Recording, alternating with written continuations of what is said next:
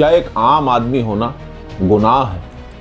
क्या एक नॉर्मल इंसान होना, नॉर्मल सोसाइटी से बिलोंग करना कोई जुर्म है, कोई अपराध है जिसकी सजा मिल रही है लाखों करोड़ों देशवासियों को जो सीधी साधी नॉर्मल जिंदगी गुजारते हैं? कोई किसी बैंक में काम करता है, कोई किसी किराने की दुकान को किए हुए है, कोई ठेला लगाता है, कोई रेडी पटरी पे दुकान लगाता है, कोई अपना प्राइवेट काम करता है, कोई 15-20 हजार की प्राइवेट नौकरी करता है। गुनाह तो है नहीं, आखिर रह तो इसी देश में रहे हैं, लेकिन अब लगने लगा है कि गुनाह है। क्यों? क्योंकि जब ऐसे किसी इंसान के साथ कोई दिक्कत, कोई परेशानी, कोई प्रॉब्लम आती है और वो अपनी शिकायत को लेकर के किसी अधिकारी के पास जाता है, किसी कार्यालय में जाता है, किसी सरकारी संस्था में जाता है, किसी हॉस्पिटल में जाता है इलाज कराने, किसी नगर निगम के ऑफिस में जाता है, किसी पुलिस स्टेशन में जाता है, किसी फायर के ऑफिस में जाता है, किसी बिजली के ऑफिस में जाता है, तो उसको क्या मिलती है? सिर्फ और सिर्फ निराशा। और जब वो निराशा इतनी ज्यादा बढ़ जाती है कि उसको लगता है कि यार अब हमारा देश, हमारे प्रदेश का जो मुखिया है उसने इंतजाम जो किया है ऐसे भ्रष्टाचारियों पे लगाम लगाने के लिए, हम जब वो कुंडी खटखटाएंगे, वो दरवाजा खटखटाएंगे, तब इसको पता चलेगा कि एक आम आदमी के साथ गड़बड़ी करने का, छल करने का, या घूस मांगने का, या करप्शन करने का, या उससे बदतमीजी करने का क्या अंजाम होता है।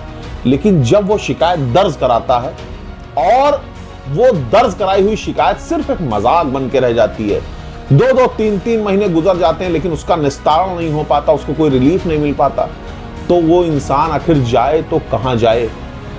तब वो उठाता है वो रास्ता जो कानून की नजर में गुनाह होता है, अपराध होता है। कहीं ईंटें गुम में चलते हैं।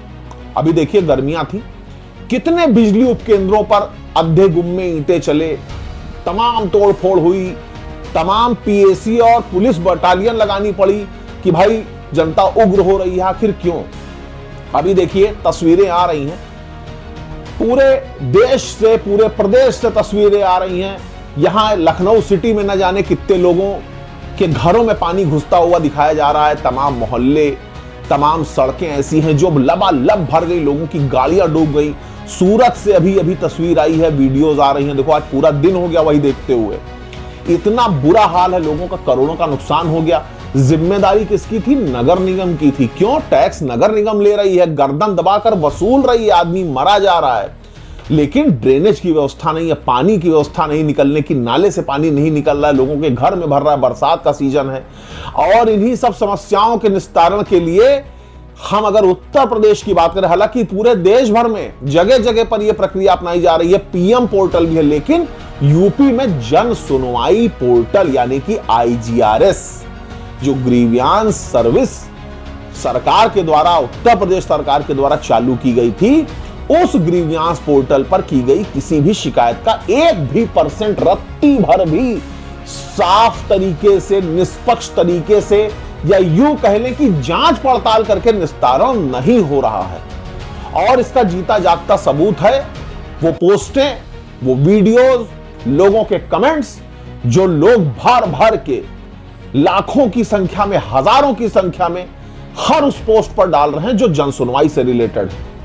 मेरी खुद की कम से कम 4 से 5 ऐसी पोस्ट और वीडियोस हैं जिस पर लोगों ने जबरदस्त आक्रोश दिखाया है जन सुनवाई पोर्टल पर होने वाले निस्तारण को लेकर।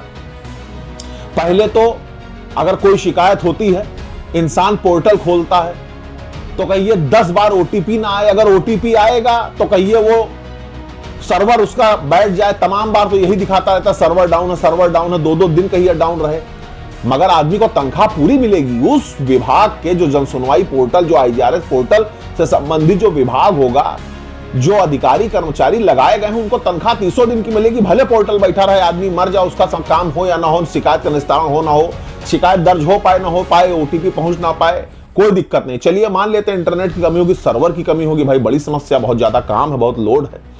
लेकिन उसके बाद क्या होता है?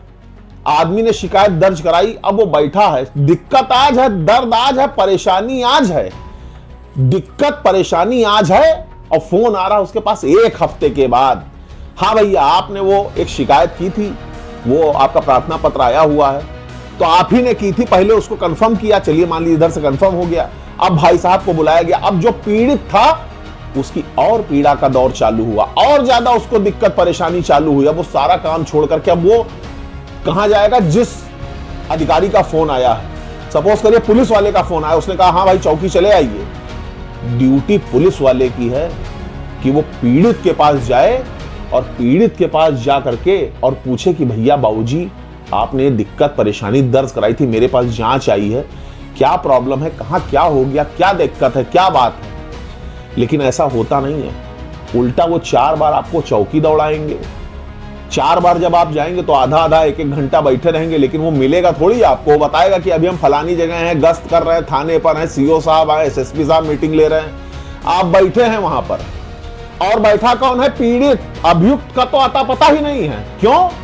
वो आप जानते हैं काहे? क्योंकि पहले फोन उसी को गया है जिसके खिलाफ शिकायत है, इसका आपने नंबर डाला है कि उस आदमी ने ऐसा किया है, उसको बता दिया गया है कि हाँ तुम्हारे खिलाफ शिकायत आई है, जांच होने जा रही। उसने कहा अरे साहब हमको छोड़े रहिए, हम आपसे मिल लेंगे, अलग से मुलाकात होगी, आज शाम को जरा हम खाली हो जाए, मिलते हैं आपसे। लेकिन अब दिक्कत क्या है कि उस पुलिस वाले को खाना पूर्ति तो करनी ही है, एक रिपोर्ट तो लगानी ही लगानी है। अब उसने आपको 4 बार बुलाया, आपने कहा छोड़ो यार साला कुछ होना है नहीं, कोर्ट चलते हैं। एक न्यायपालिका ही आखिरी एक ऐसा रास्ता है आज भी आदमी के पास।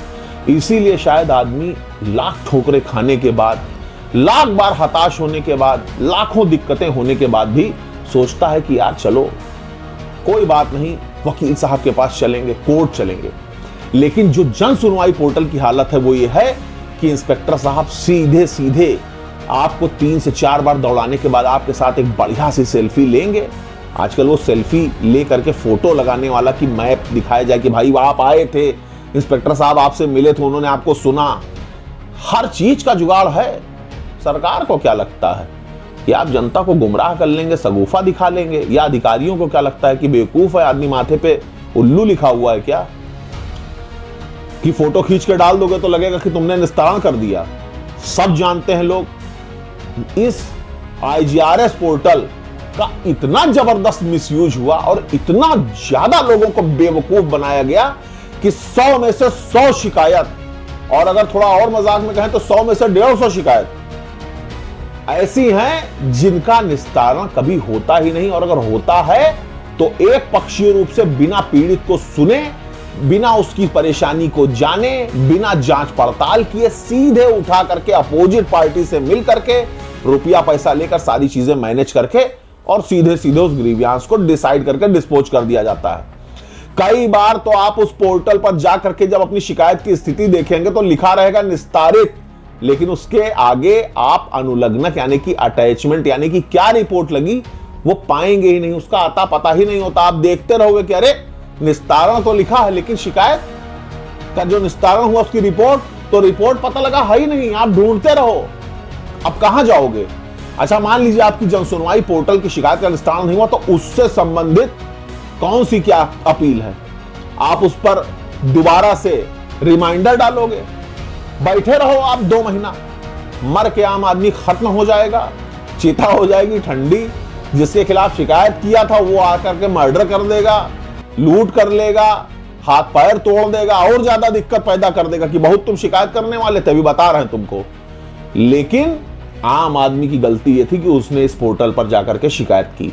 भरा पड़ा है पोर्टल कमेंट से, भरा पड़ा है लोगों का आक्रोश हर उस वीडियो, हर उस पोस्ट पर जो जन सुनवाई पोर्टल से रिलेटेड है। लेकिन किसी के कान पर जू नहीं रेंगने वाली भैया। ये बदलता हुआ हिंदुस्तान है। गए वो जमाने, लद गया वो समय जब लोगों की आवाजों से सरकार के तख्त, सरकार की कुर्सियां हल्की सी वाइब्रेट किया करती थी, हल्का सा प्रेशराइज हुआ करती थी गवर्नमेंट की भैया बहुत जन आक्रोश है। वो समय बहुत पीछे छूट गया, वो बहुत पीछे छूट गया वो टाइम जब सरकार की जड़ें जनता के किसी आक्रोश की वजह से डगमगाया करती थी, हिला करती थी।